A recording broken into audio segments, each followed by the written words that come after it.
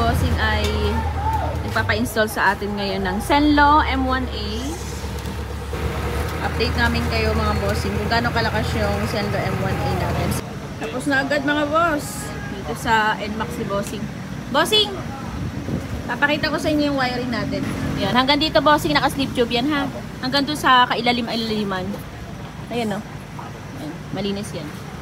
Ayan. Bago natin i-close yung mga bossing, pinapakita natin kay sir kung gaano kalinis yung wiring natin. Ayan. Kaya binabalik-balikan tayo dito sa wiring. Tapos, nagpa-add na rin si bossing sa atin ng dual contact. Signal light.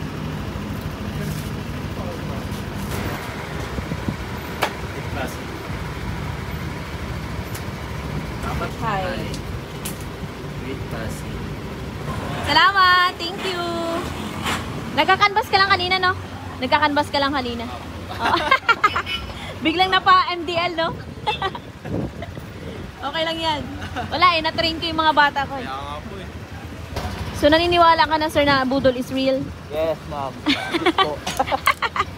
Ingat, ingat.